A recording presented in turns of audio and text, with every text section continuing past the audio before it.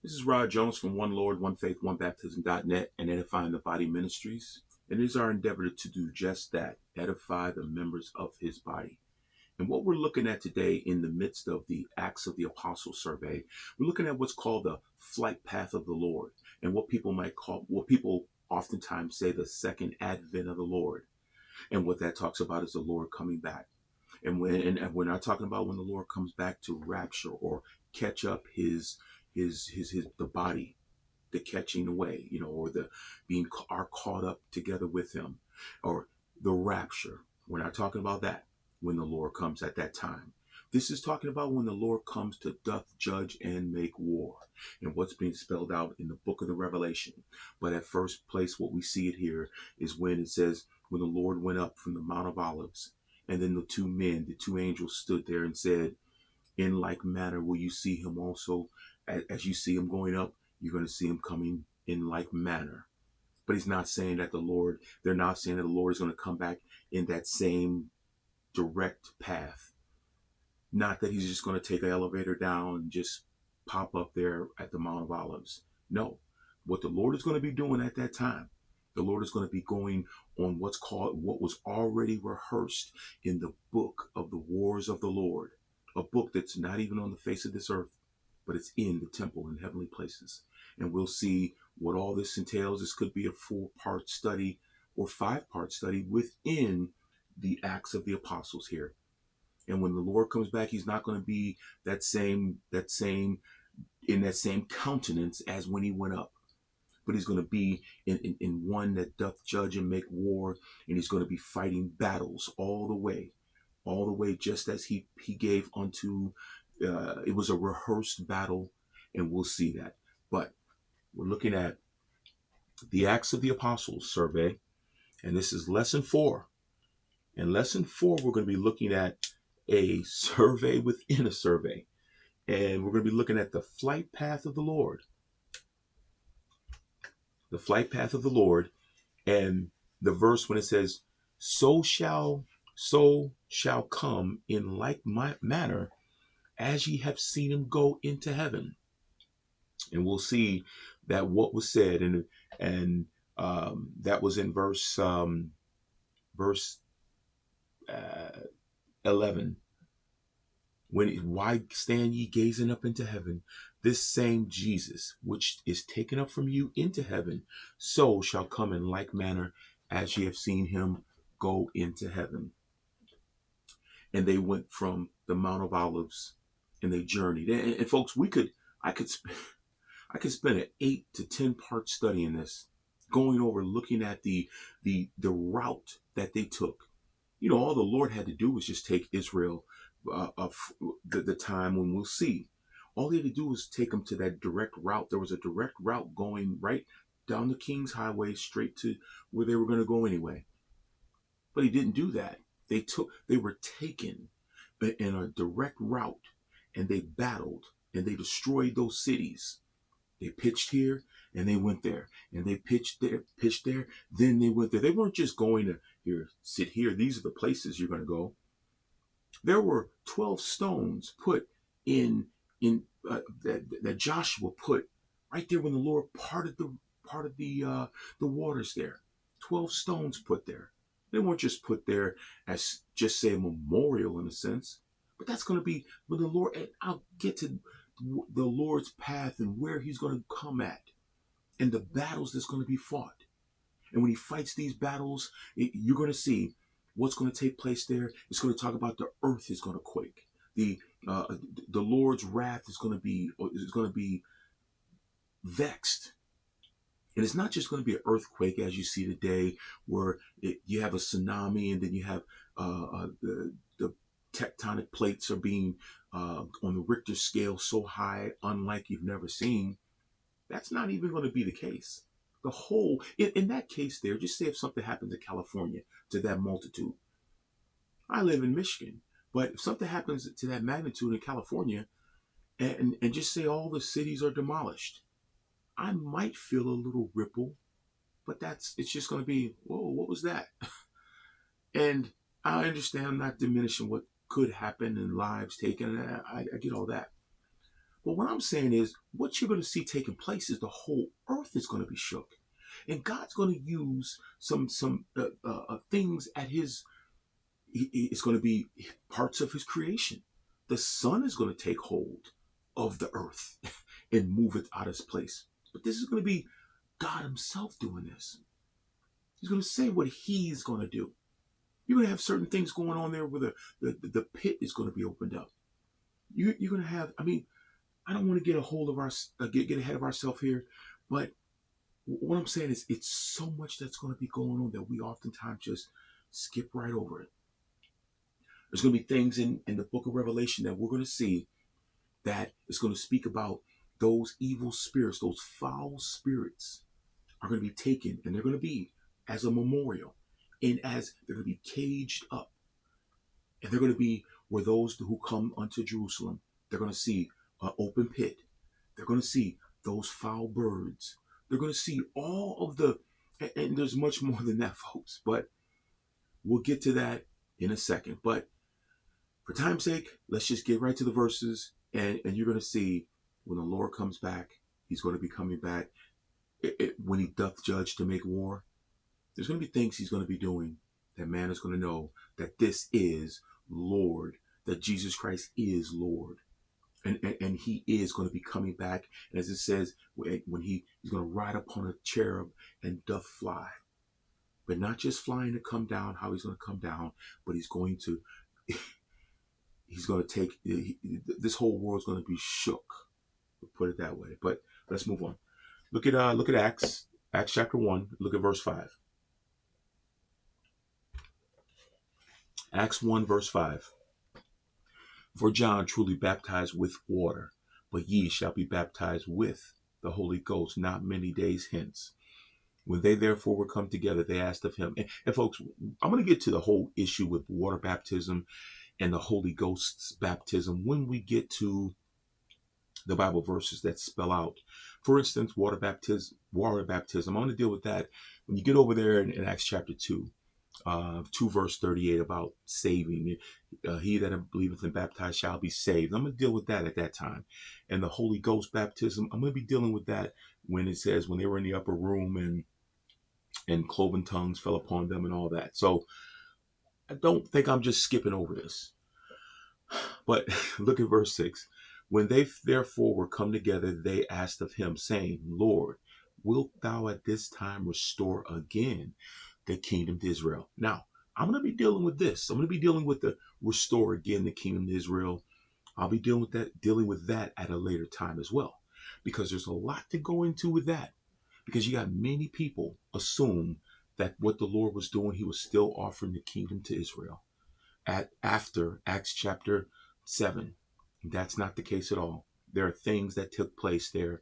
Even you see things starting to unfold, and even when you get to Acts chapter 10, things took place that was unlike anything else.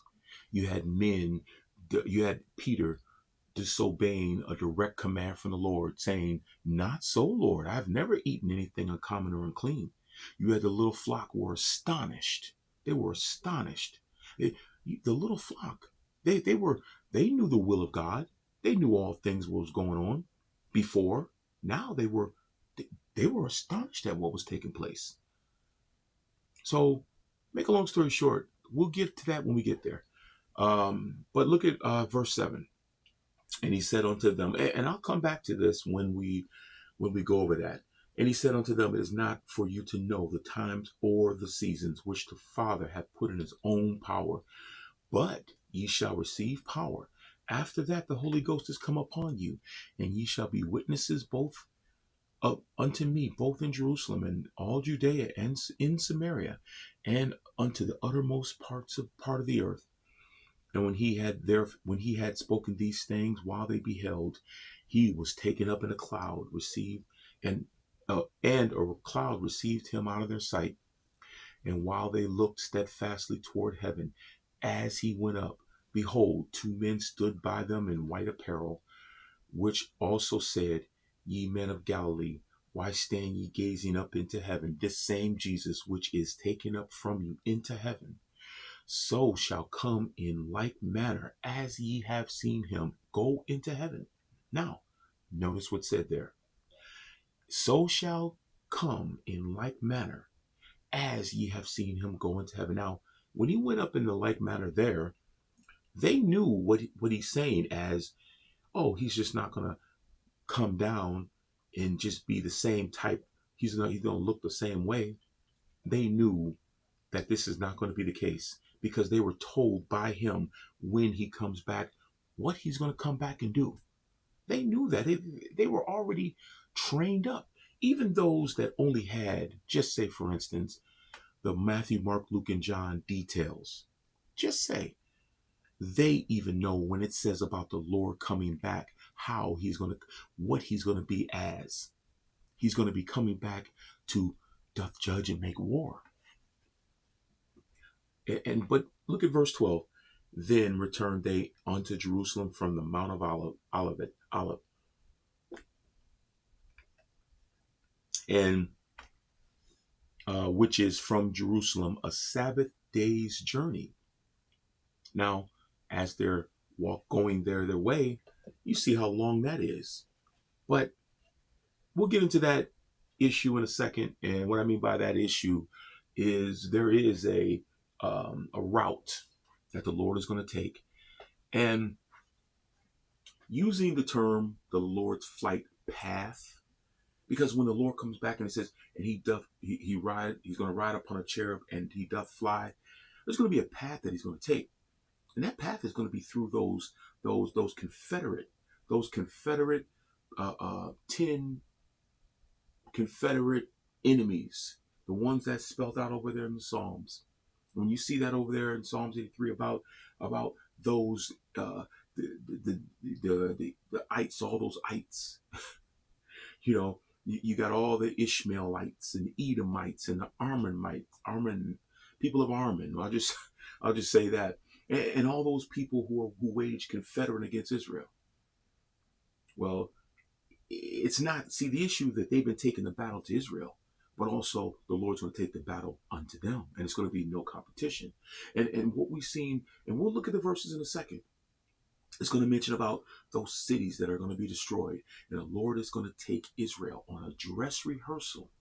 He's going to take Israel on a dress rehearsal, and that dress rehearsal that they're going to go upon is going to be the Lord's going to come back here, and he's going to go there, and he's going to go there, and he's going to go there.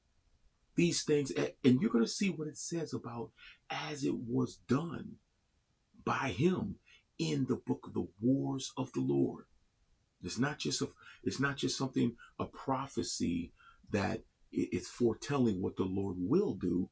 The Lord dress rehearsed it already, and then now you're going to be seeing in Zechariah 14. It's going to be saying what he already did. And we'll see that. And for time's sake, let's just take a look at that. Now let's come over to Zechariah. Well, actually, look at Acts 1:11 again. I just want to highlight on what's said, refreshing your memory. Which also said, ye men of Galilee, why stand ye gazing up into heaven? This same Jesus which is taken up from you into heaven, shall come in like manner as ye have seen him go into heaven.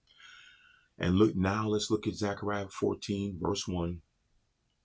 Behold, the day of the Lord cometh, and thy spoil shall be divided in the midst of thee. Now notice, the Lord cometh, that's capital L, capital O, capital R, capital D, Jehovah. So is this saying that the Most High God, possessor of heaven and earth, is going to come himself? Or is it going to be the 33-year-old man that was crucified?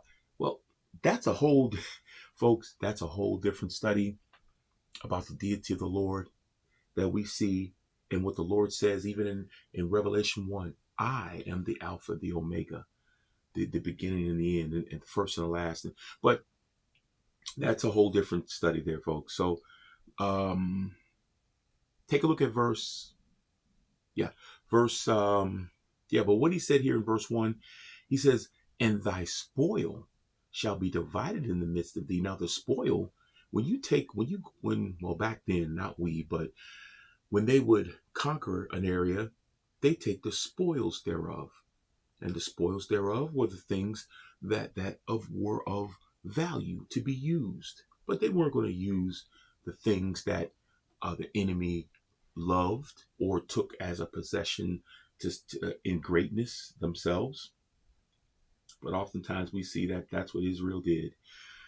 But it said, and then it says, it shall be divided in the midst of thee, for I will gather all nations against Jerusalem to battle. Now, the Lord's not saying he's gonna gather enemies up against them. No, what he's saying is he's gonna go. When you gather some up, what you're saying is it's almost in a sense like, when you go and they announce it, and they, you know, in our days we send out flyers or or announcements, if you will.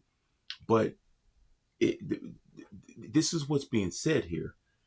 And I mean, not just that, not in that term, but uh, against Jerusalem to battle.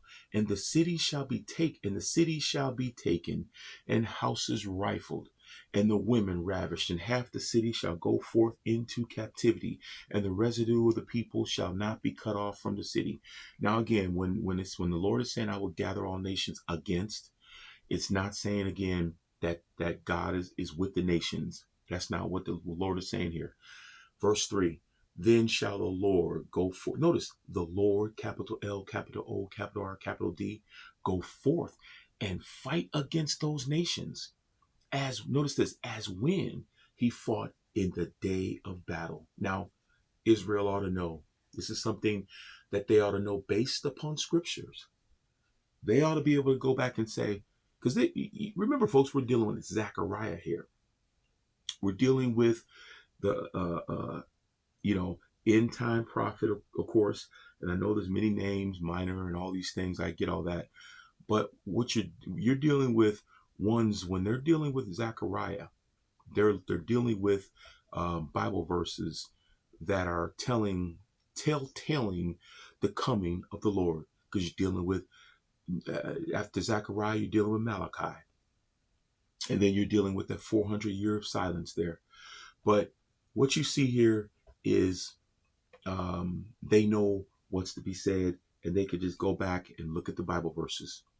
They can look at the Bible verses, and then they'll see, wait a minute, that did happen. And as when he fought in the day of battle, so he's going to be going forth, and he's going to be destroying cities, and he's going to fight against those nations. Which nations? The ones that have been doing what verse 2 says. Verse 2 mentions about those that have been against Israel. Look at verse 4. And his feet shall stand. Notice, his feet shall stand in that day upon where? The Mount of Olives, which is before Jerusalem on the east.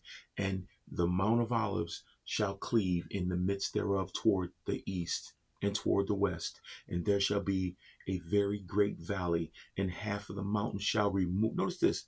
Half of the mountain shall remove toward the north, and half of it toward the south.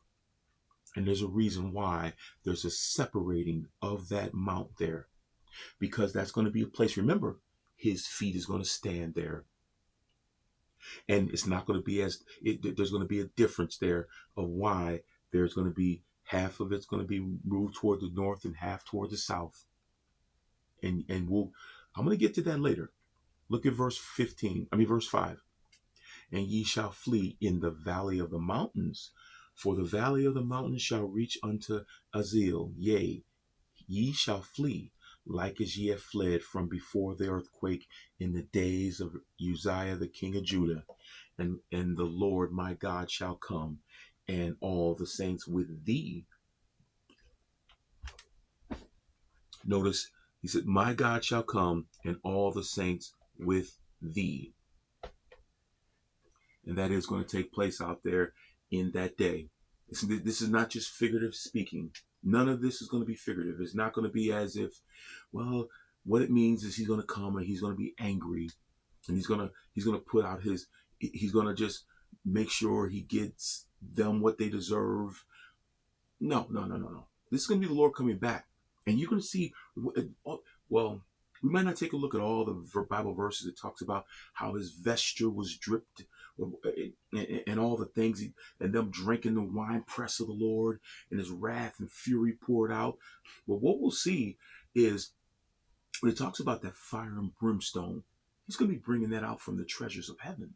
He's going to be utilizing the things that are in the heavens. Even the sun is going to have a direct, it's going to be directed towards this. The bands of Orion and the, all those things, the council, the stars are going to be brought in for this. Brought into this as well. It's going to talk about Master Roth and his seasons, and all these things are going to take place with what God is going to be doing here. And the new heaven and new earth. These things are going to be melted. You're talking about melted down and the earth rolling back as a scroll. But it's all going to be in that day there, folks. Because what God's going to do is the earth as it is going to be shaken. And men's heart's going to be failing them. But he's going to shake it in a way where it's not utterly destroyed. It's going to be shaken in a way where God's going to be he's going to do what he has to do with that. And there are going to be men still living on the earth. But we're going to see all that. And we'll take a look at something else there, because as what we saw there is the Lord coming back, and what he's going to do, his feet's going to be standing in the same place where he left. But when he comes back, we're going to see all that. And basically, this is in a sense a preview, in a sense of looking at the flight path of the Lord there, and what he's going to be taking, the way things are going to be done, his wrath and fury being given unto the nations there. But let's just move on here. Look at Numbers 21. And folks, I'm just skimming over just some of what is being said. But if you want to get a great context of this, take a look at Numbers 20, 21, 22, 23, 24. You're going to see those nations that are spelled out here, that have been confederate against Israel. And they're going to be ones who you're going to see that God had a remedy for it. You're going to see Balak and Balaam issue here. And you're going to see what's called the conflict of Jerusalem. And that conflict of Jerusalem, it's not the issue of just where you see the with Abraham and with Isaac and Jacob. No, that's the conflict you're going to see is going to be with Esau. You had Esau, but then as the one child, well, you know what? I don't even know if I want to get into that right now. Yeah, let's not. Look at Numbers. And I'm trying not to get ahead of myself, folks, because if I walk you down that path, that's going to go in a path, whereas your understanding of what's going on, we're not there yet to even go into that understanding yet. Because if we go down that route, we need to first, you probably have to unwind everything you learned before that. And make a long story short, if we have to go here first before we get to that part. Okay, so let's just do that. Look at verse 2. Israel vowed a vow unto the Lord and said, if thou wilt indeed deliver this people into my hand, then I will utterly destroy their cities. Now, you notice what the plea is being made there. There's a plea being made, and that plea that's being made is being made to deliver this people. And those people are the ones who we've seen about destroying. We looked in Zechariah about those people that came in to put Israel in captivity and all that there. But I will utterly, not just a little bit, utterly destroy their cities. And notice this, verse 3, and the Lord hearkened unto the voice of Israel and delivered up the Canaanites, and they utterly destroyed them and their cities. And he called the name of the place Hormah. Now, this is just a little preview in what, if you will, take a look at the context, because as I said before, we could look at all the cities that they traveled. We could look at the cities that they pitched here and they went there and they destroyed the city. But it's just, but I want to keep what I want to do here for context, because see, if we did that, that would take, as I said before, the study would be eight-part study on this. And if I had just set this apart as its own study, which I thought about doing, but if you will, take a look at it in your own study. I hope that you do that and look at the study and look at what he did when he went to these places. But now look at verse 10. Come down to verse 10. And the children of Israel set forward and pitched in Oboth, and they journeyed from Oboth and pitched in Ijearim, and in the wilderness which is before Moab, toward the sun rising. Now, I want you to notice, and the reason why I highlighted on these, the first part of the cities here, is I want you to notice the people. It's not just as the places themselves. There are people in those places. Just like, and what I mean, I'm going to give you, for instance, Israel. There's a people called Israel. But there was a person called Israel. There was a man called Moab. There was a man called each one of these cities, they're of their father. They're named of their father. They're named of men who were after Satan's own heart, after Satan's ways, his laws, and things like that. But they're going to these places. But these places, what you see, it says, which is before Moab, or on the border of Moab, or the coast of the Ammonites, before Armon, and between Moab and Ammonites. What's being shown here is you want to see who this is after. It's not just saying, excuse me, for instance, just say, for instance, if the Lord is going to go after, just say, Alana, we'll just say. But what's being shown is they pitched in one of the surrounding cities, which is right before it, or right to the east of it, or to the west of it. And there's reasons why it's right before it, because that's where they're going to pitch there, and they're going to go destroy those cities that are in those neighboring, right in the suburbs. They're going to be in the suburb of that, but they're going to go fight there. But look at verse 12. From thence they removed and pitched in the valley of Zered.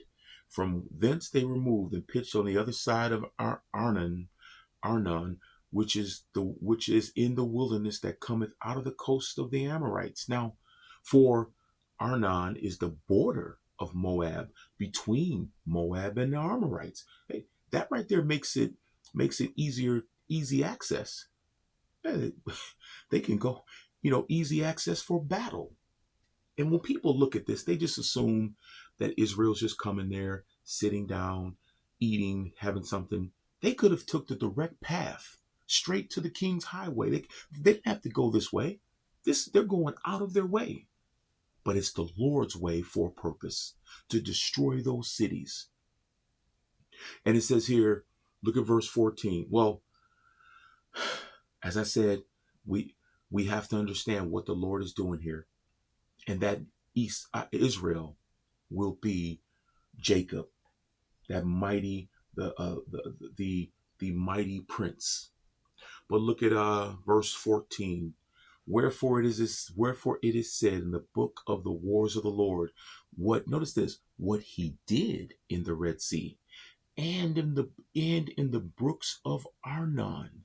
And I wanted to just highlight this here, folks, because we wanted to see what he did and what's being shown. I'm just highlighting on this in your own Bible study.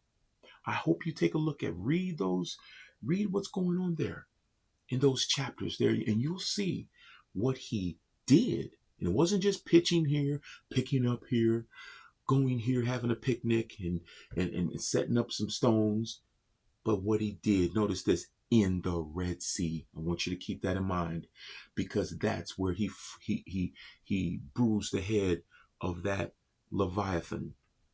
And also it says, and in the brooks of Arnon, because he waged a battle there too.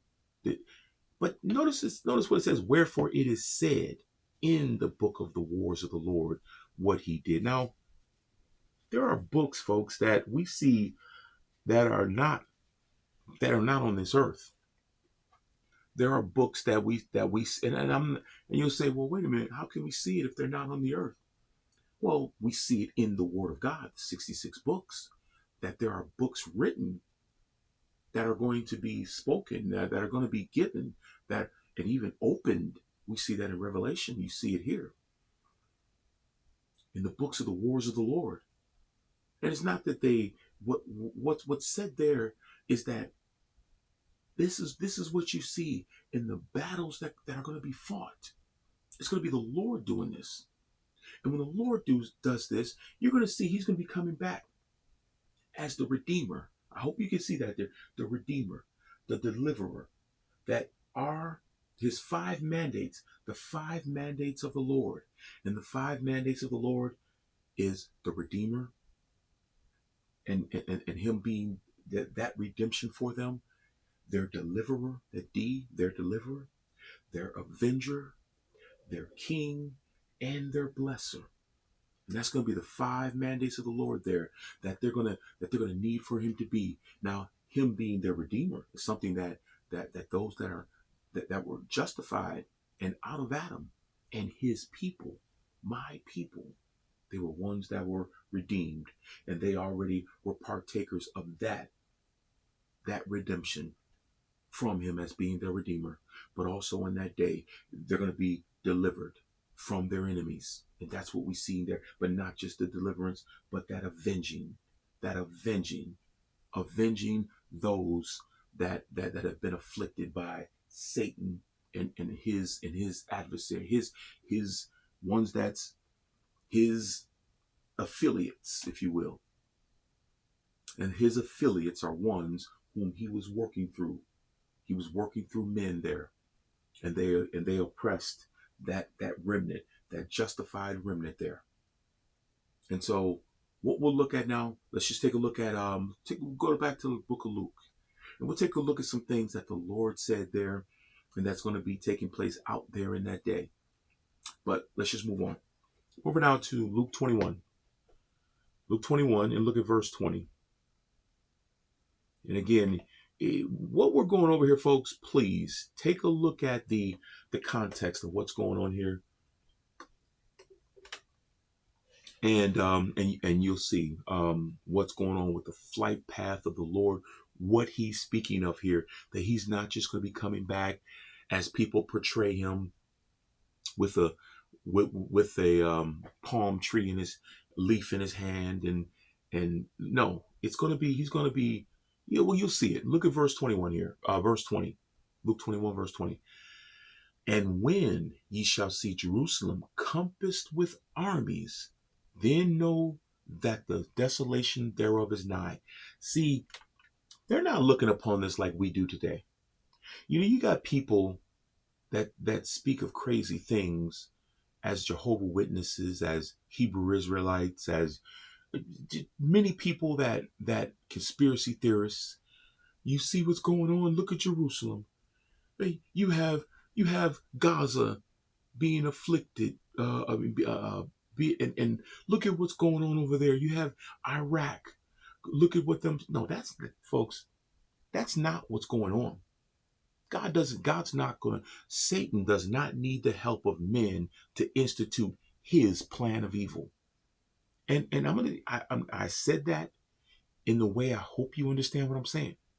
Satan is going to be using the men, and what they're using is Satan's plan of evil.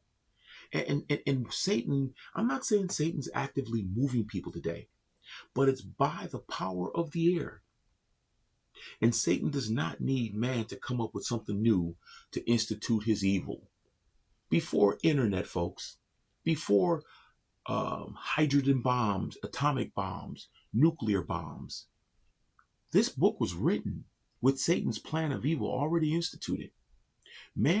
All man has done is come up with the same methods and means and power of the air.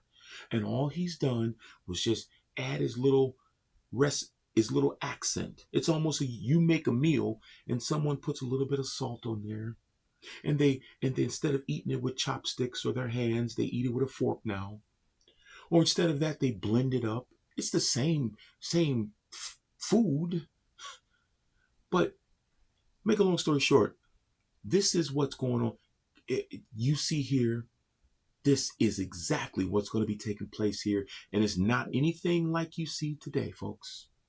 Nothing like you see today. Because what you see today with man's armies, and I'm going to just say this here, with what you see today, with what's going on over there in Jerusalem, one, you have Christ rejectors. Jerusalem is not enjoying its Sabbath. There are the people in the land are Christ rejectors. They're not God's people. And the people that are their enemies are not God's people. They're not even Satan's, if you will, right now. Satan's men and ministers are ones that are in churches. They are saying, yea, hath God said. What you see taking place over there in Jerusalem right now, their armies are nothing compared to God and Satan. Their armies can be defeated by the unsaved men sitting in seats right now. All it takes is for one of those countries, whether it's American government, whether it's English government, or any other government, to just pull out some nuclear weapons and destroy those armies. That's all it takes. But they're going to build back up again. But again, folks, what I'm trying to draw for your attention to understand is this is non-comparable to what is going to be going on in which the Lord speaks. The Jerusalem that's going to be compassed with armies are going to be of those 7 churches, which are in the other places. But this is a whole nother. They're going to be gathered together in one, and they're going to be those 7 churches that are going to be saved Jews. They're going to be saved remnant, justified remnant of Israel, is what the Lord is speaking of. And those armies are going to be Satan's men, actually Satan's men, who are going to be going after them because they are who they are to the Lord. And these armies here are going to be worshiping Satan, the beast and the man of sin. But look at verse 21. Just to let you know what we're dealing with here, folks. Verse 21, then let them which are in Judea flee to the mountains, and let them which are in the midst of it depart out, and let not them that are in the countries enter thereinto. And folks, fleeing Judah is not in Detroit or in America right now. Judah is not whom people assume that it is. The mountains is not America. The mountain, Judea, is exactly where it's going to be, Zion. And the mountains is going to be exactly where it says it is. We just get too many people to try to get so smart. Man's wisdom is foolishness with God. Look at verse 22. For these be the days of vengeance. Well, whose vengeance? That all things which are written may be fulfilled.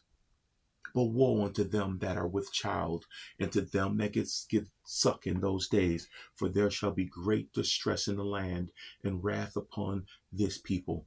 And we have people all day, folks, to say, there's many people that will say, Yeah, there is wrath. We have, and I hate to say this, folks, but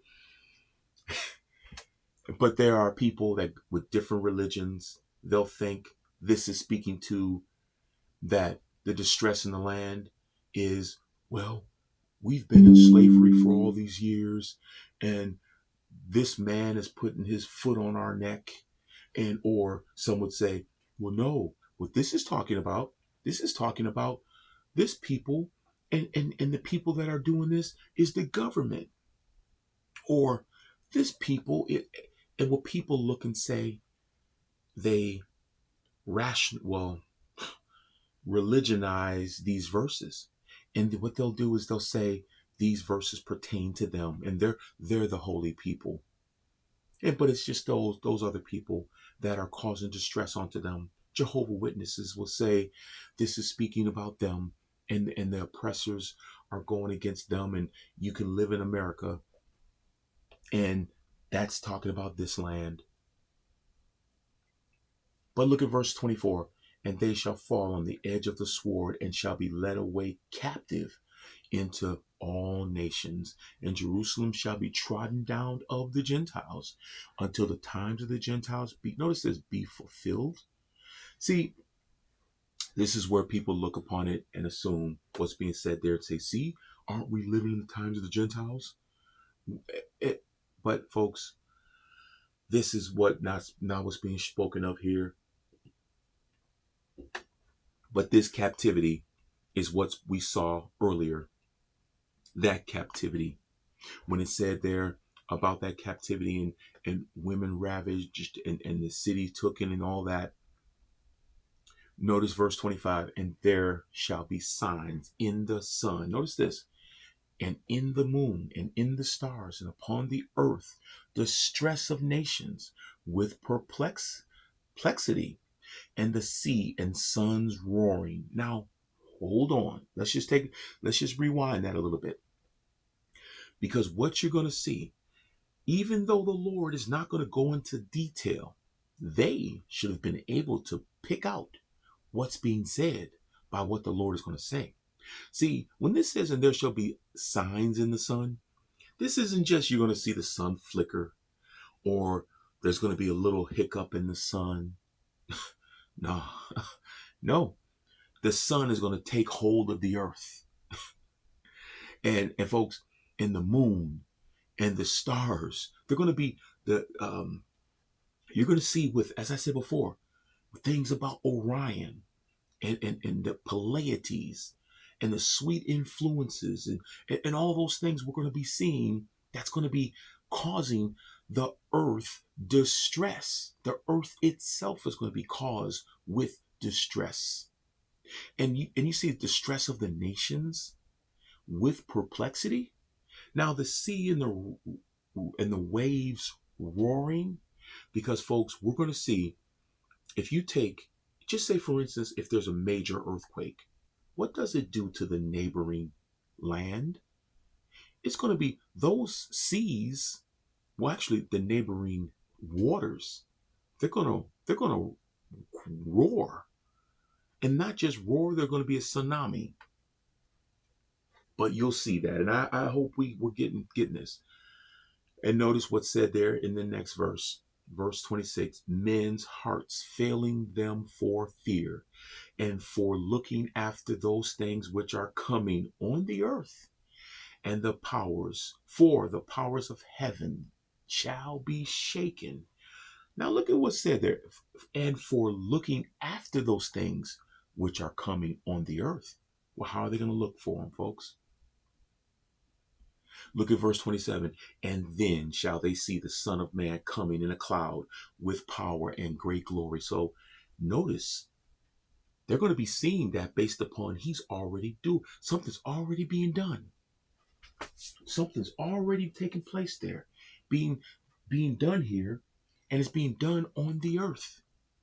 And when that happens, they're going to see the Son of Man coming in a cloud with power and great glory. And he's just going to come down to Mount of Olives? No. And when these things, notice, begin to come to pass, then look up and lift up your heads, for your redemption draweth, notice this, draweth nigh. But they're given to understand that it's not going to be just a direct path. It's not going to, it's not just going to be a great, great, glorious coming. And if if you look at it, if you understand about what we see about rightly dividing the word of truth, you'll understand that the coming of the Lord unto us to gather his church up, are being caught away, the rapture, is not the same coming as what you see here. This coming is a coming when he doth judge and make war. This coming here is going to be one where he's going to be vexed. He's going to be coming, and that eyes flame of fire, and hair white as wool, excuse me, and feet as brass. That coming, folks, is in his brightness, his countenance. It's not showing what the Lord looked like. It's not talking about, well, the Lord must have been black because it says his feet is brass. And I've heard people say those crazy things, folks, about, you have people call themselves black Hebrew Israelites. And they say, well, his eyes were flaming fire because he drank wine. They actually say that, folks. That just goes to show where their level of understanding is. They're unsaved anyway, but their level of understanding is the Lord did not drink any strong drink. John the Baptist didn't drink any wine or strong drink. What the Lord drank was grape juice. He couldn't have been my Savior if he drank strong drink. But that's a whole different thing there, folks. But what's being shown there is the Lord's anger and his wrath, and it actually his wrath. I'll just put it that way. And what the Lord's going to be doing, he's going to be doing what was based and what is found in the book of the wars of the Lord. And if all you have to do is just think about the context, the wars of the Lord, well, this must be a book on where the Lord is going to fight his wars. This is going to be a book on how the Lord fought his wars. And it's going to be a book that's going to be given, and they're going to open, all those books that's in the book of Revelation? And he opened the book, and he opened the book. And where the temple is, there's books in the temple. The temple is not here. It was not the temple spoken about over there in Jerusalem, folks. That was destroyed already. When the Lord fulfilled all things, the Lord, the 66 books were already written in the time when Titus the Roman destroyed Jerusalem, the temple. That had nothing to do with the Lord. That had nothing to do with Satan. That was just a man destroying that place. That wasn't an act of God against the people. Israel was already cut off as a people, temporarily set aside at that time. But you know what? Let's move on. Going out of verse. Look at Psalms 18. Remember what we saw, what the Lord said there? See, all they would have to do is just direct their attention and say, wait a minute, that sounds like Psalms 18. And that song sounds like Isaiah chapter 2 and all Isaiah 66, Isaiah 13, they should be able to go back and, well, in their memory and recollect some of these things. But look at Psalms 18, verse 6. In my distress, I called upon the Lord and cried unto my God. He heard my voice out of his temple. As I said before, folks, this temple wasn't even built yet. I don't mean this temple, what he's speaking about, but I'm saying on the earth, the temple on the earth there. He says, out of his temple, and my cry came before him, even into his ears. This temple, folks, is in heavenly places. Then the earth shook and trembled. The foundations also of the hills moved and were shaken. And because he was wroth. This is the way the Lord's going to come back, folks. That's the word I was looking for when I said anger. That's not just a anger. See, an anger is something you can be and don't do anything about it in a sense as well. But I know you could. But this is different. Being wroth is different. I understand it's a form of anger, but look at this here. There went up a smoke out of his nostrils, and fire out of his mouth devoured. Coals were kindled by it. Now, notice this is being done in heaven. This is being done in the temple. Well, I don't mean he's actually performing this in the third heaven. I'm saying this is what took place. And the coals were kindled by it. Now, coals is because he's going to be using that. He's going to be using fire and brimstone, the same fire and brimstone which is in heaven, which is in the treasures in heaven. There's treasures of it, just like there's treasures of water. There's also treasures of fire, but there's also treasures of stones of fire. Coals are the stones of fire, the same stones of fire that Satan walks up and down in it. But look at in the Mount of God. Notice this, he bowed the heavens also and came down, and darkness was under his feet. Notice that he bowed the heavens. When you bow the heavens, doesn't it come down? Doesn't it, how you want to say, it comes down in a sense. If you say, if someone wants to get up on something, climb up on something, and they can't reach it, and you what you'll do, you'll bring it down for them to get to it. Well, the heavens are coming down, and the Lord came down, and darkness was under his feet, and he rode upon a cherub and did fly. He did fly upon the wings of the wind. And folks, if we were going over just a study here and looking at the details here, we could spend an hour doing this. We could go over issues about what's the issue with darkness under his feet? Well, we know when you look at the third heaven. Matter of fact, well, I can't look at the third heaven, but when you look at night, there's nothing but darkness. Darkness separates the us from the third heaven, folks. But when the heavens roll back as a scroll, that's now when heaven rolls back as a scroll, now that darkness is separated from heaven, from the third heaven. And the heavens being rolled back as a scroll, that is a curtain, as what's being shown. God, he pulled the curtain round about, and that curtain round about, it separates the third heaven from what you see in the firmament and us as well. But that's a different study. Verse 8, verse 10 again, and he rode upon a cherub and did fly. Yea, he did fly upon the wings of the wind. He made darkness his secret place. His pavilion round about him were dark waters and thick clouds of the sky. And again, as I said, we could spend a lot of time here, but I'm looking at the time, folks, and I ought to get going. Look at verse 12. At the brightness that was before him. Notice this. At the brightness that was before him, his thick clouds passed. Hailstones and fires and coals of fire. Now here it is here. That hailstones and coals of fire. Where's that coming from? He's not just bringing it out of the clouds that we see today.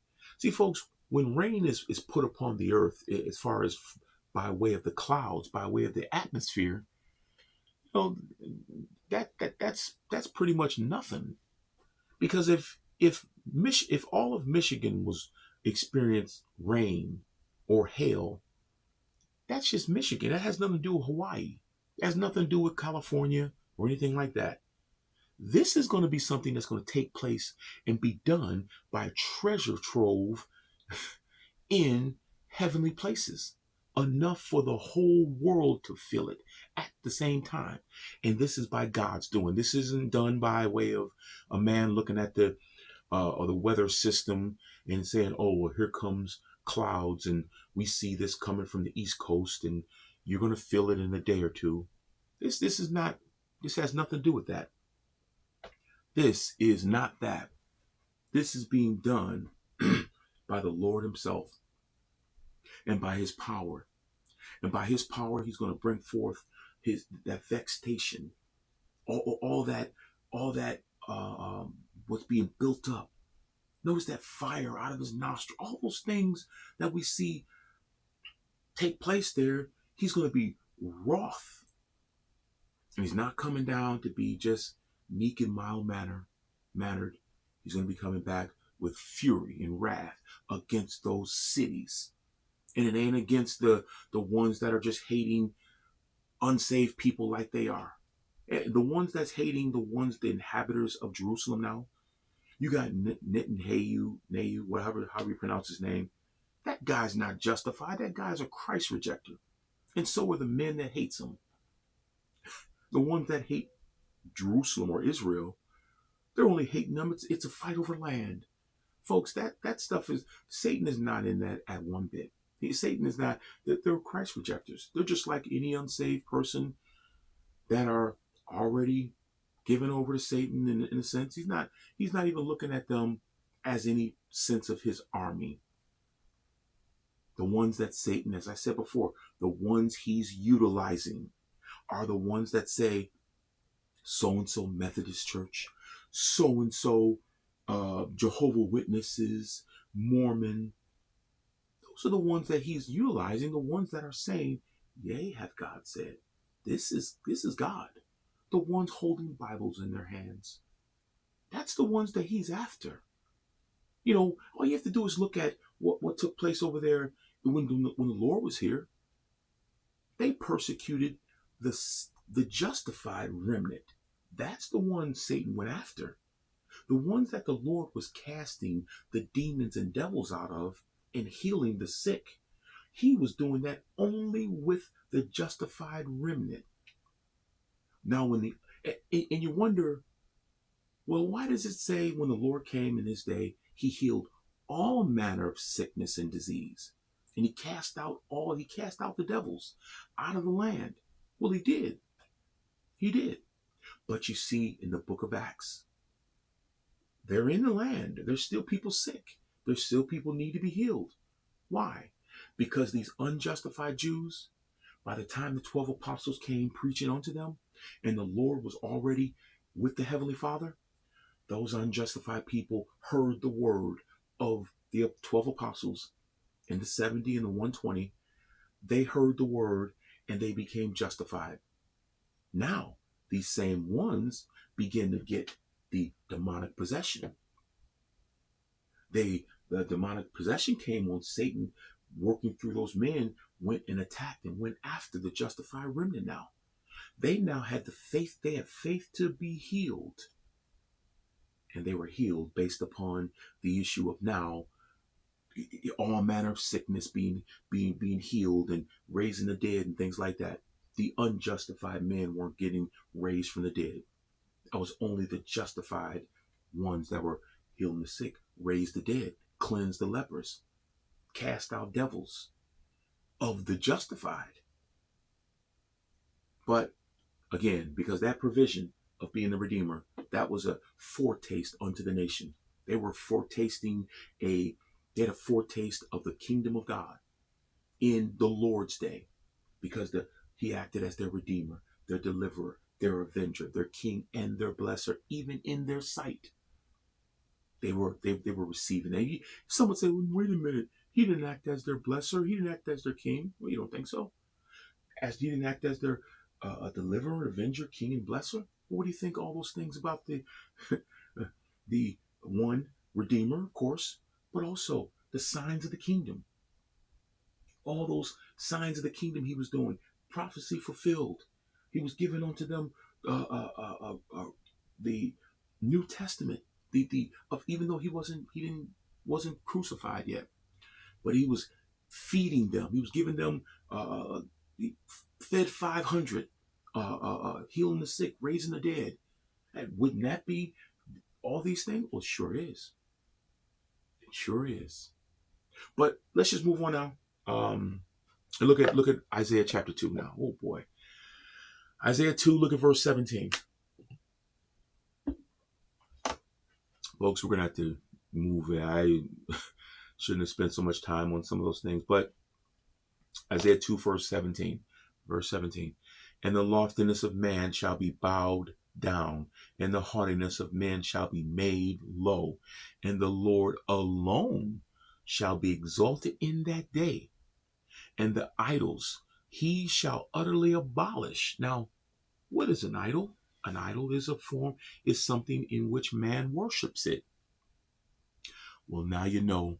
This says, and the Lord alone shall be exalted in that day, because man exalted idols.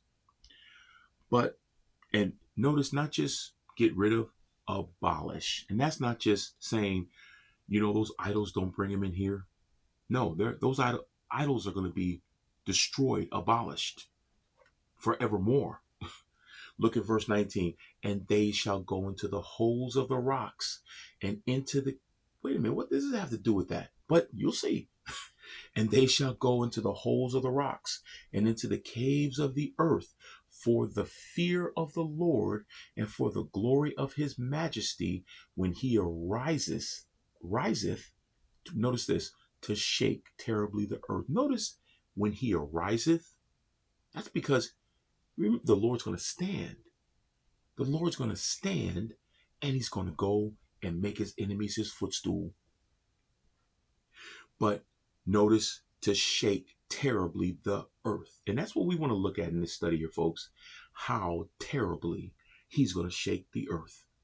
Is it just going to be a little shimmy? A little, no. Look at Isaiah 13 now. Look at verse 13. We're just going to look at the one verse.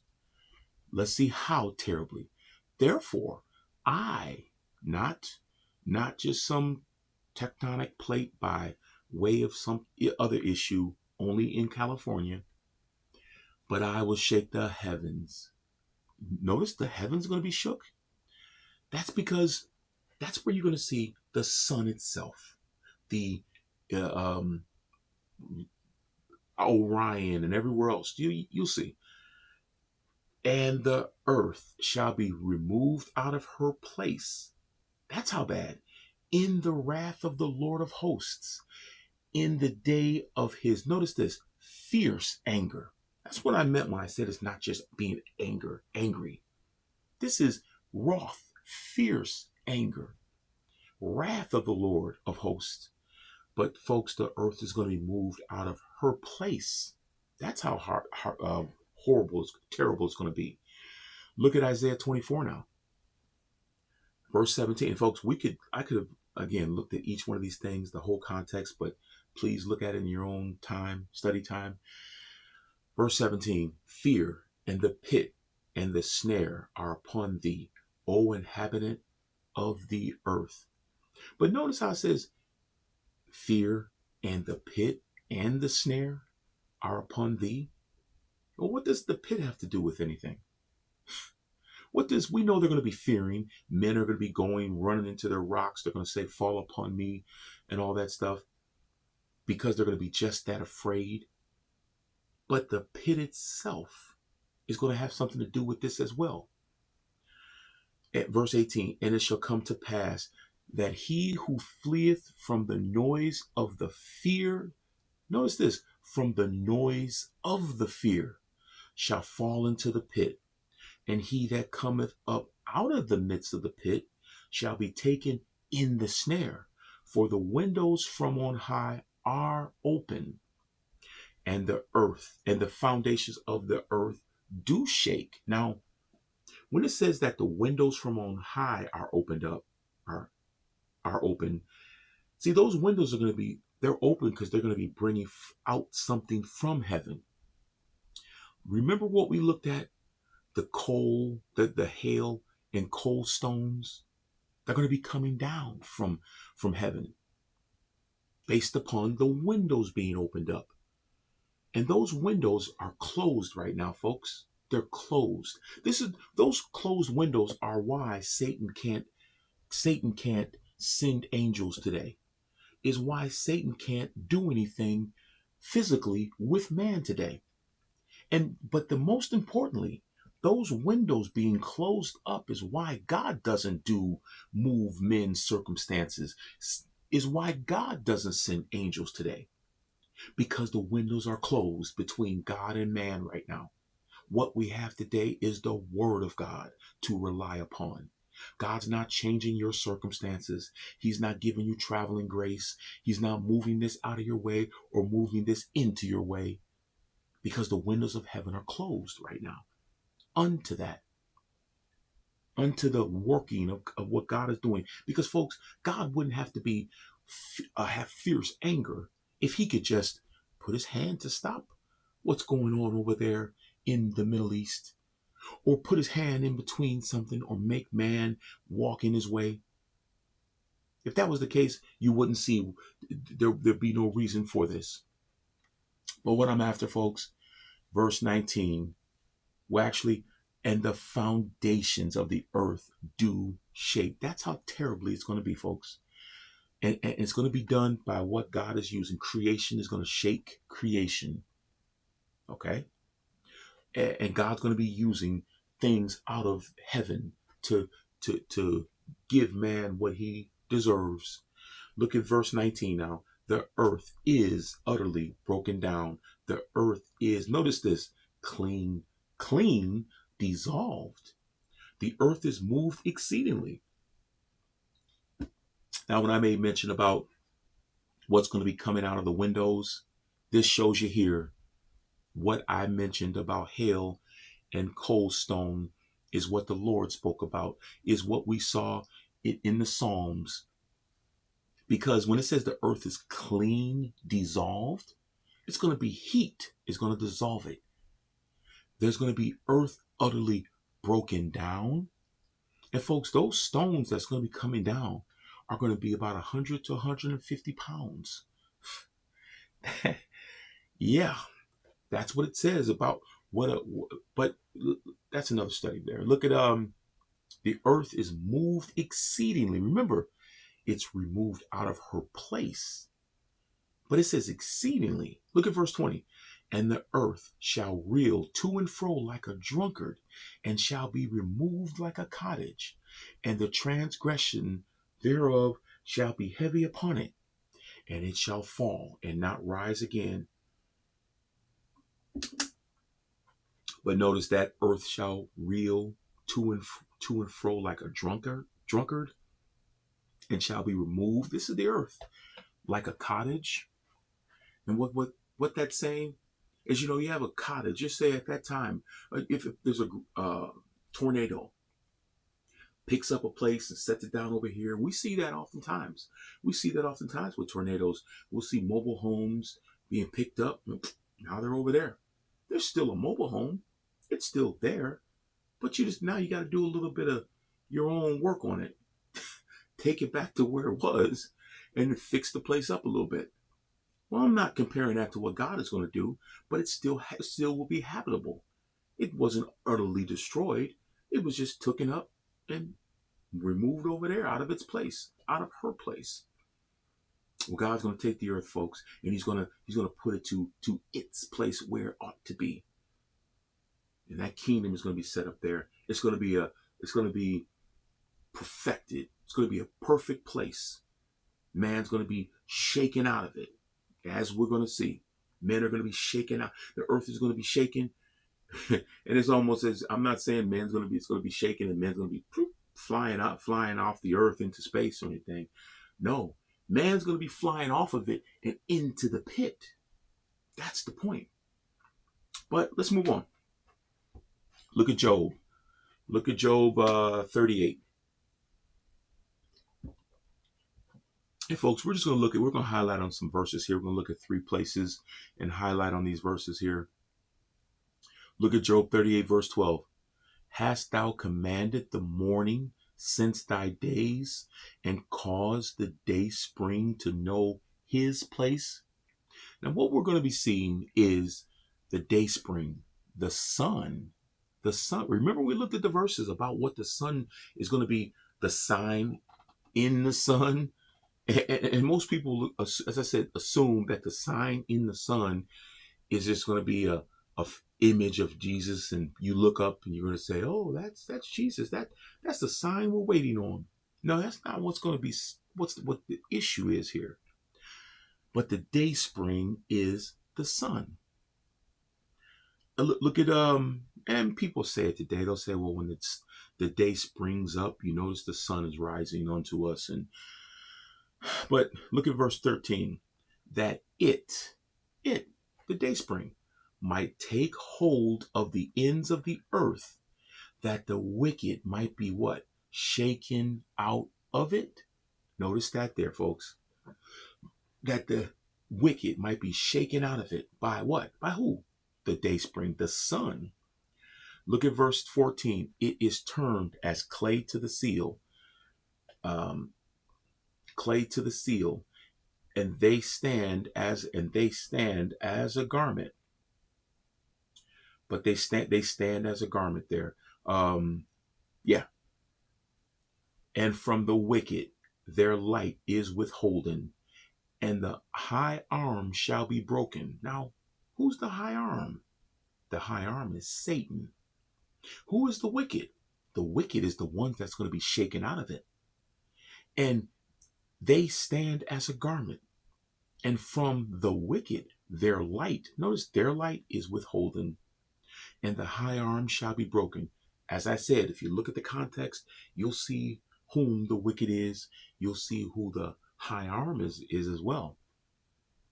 But look at in Job 38, folks, it gives a list of what's being shown about creation itself, but not just when God formed creation, but the end part also when he's going to perfect. And I hate to use that word perfected. I'll just say he's going to bring it back to the intended purposes of it.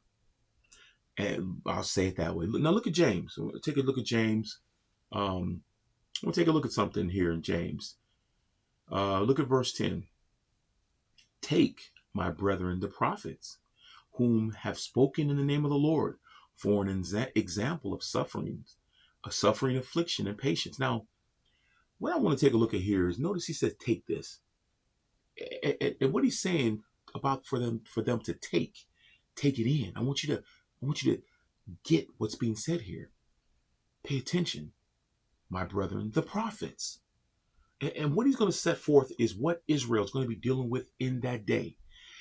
Israel, when the church is raptured out of here, and God is now speaking on to the church, they're going to be looking at the prophets. They're going to be, this is not what you see over there in Jerusalem right now. Their taking of the prophets is they're just the children of the Pharisees over there. For an example of suffering, affliction, and patience. See, because this is reason why I want to look at this here is because to see what the church is going to be doing in that day. And this is the last verses we're going to look at, folks. But I want you to, because you might be thinking, okay, well, that's going to be going on. Well, what about the church? While the earth is shaking and going through all these things, what's going to happen to the people? Well, they're going to be taken care of. They're not going to be fleeing and running and all. They're going to be fleeing, but they're not going to be saying, rocks fall upon us. They're going to be in a place where they're not going to be experiencing. Well, you'll see this. And look at James. I'll deal with that in the next study as well. Take, my brethren, the prophets who have spoken in the name of the Lord, for example of suffering, affliction, and of patience, because that's what they're going to have to deal with, patience. Behold, we count them happy which endure. Ye have heard of the patience of Job, and ye have seen the end. Notice this, and have seen the end of the Lord, that the Lord is pitiful and of tender mercy. That means full of pity and tender mercy. And that's for them. But they're to go back and they're to look at Job. See, Job is not looking up. See, folks, we take a look at things in Job and say, see, I'm operating with the patience of Job. You wouldn't know, you wouldn't know what that even applies to, folks. You couldn't handle not only the things Job dealt with, but what these Israelites are going to deal with as well. Because they too are going to have a little interlude of blessing themselves that they are going to operate upon. right before that tribulation, right before that 7 year of tribulation. They're going to have a time of forbearance and mercy, interlude of blessing. And in that, but that's a whole different study there. That's a Revelation study we could get to later. Look at Deuteronomy 32 and look at verse 21. 32 of 21. They have moved me to jealousy, that which was not God, which is with that which is not God. They have provoked me to anger with their vanities, and I will move them to jealousy with those which are not a people. I will provoke them to anger with a foolish nation. For fire is kindled in mine anger, and shall burn into the lowest hell, and shall consume the earth with her incense, and set on fire the foundations of the mountains. Now, notice there's going to be a people which is not a people, but then there's going to be a people which is a people. Those people which are a people, I hope I'm not confusing you with that. Those people which are a people, the justified remnant, they're going to be also moved with anger to the unjustified. Those people, that remnant which is not a people, the justified remnant are going to know who those people which are not a people are. They're after Satan. And they're going to work, they're going to understand, those justified remnant are going to understand that Satan is working through those men. But they're going to be looking for the Lord. And they're going to be looking at those 5 mandates, knowing those 5 mandates will come for them. They're going to know that he's going to be their deliverer, their avenger, and then their king and their blesser. But they're going to know they're going to be delivered and avenged. But they're going to be waiting and operating upon endurance, the patience of Job. But they're going to be operating upon the word of the Lord, and they're going to be operating upon peace. And that godly peace that they're going to be given is based upon what's found that they take from the prophets, that endurance and that love, and that the Lord himself is full of pity. He's full of pity for them, and he's going to come and he's going to deliver them. He's going to avenge them. And we see that. That's what we're taking a look at here, folks. And before he becomes the king and the blesser, he's going to first deliver them and then avenge them. But in that, while he's avenging them, they're going to be delivered, and they're going to be on the earth here and waiting for those who's going to later come and set up on that. The kingdom is going to come down and things like that. But we'll get to that in the next study. But I hope we're getting this. If there's something if you have questions, most of them I'll probably answer in the next few studies on this issue here, on the flight path of the Lord. But I'll get to that when I get there. But if you have comments or questions, please feel free, and don't hesitate to leave me a message. But I want to thank everyone for tuning in. Till next time, thank you.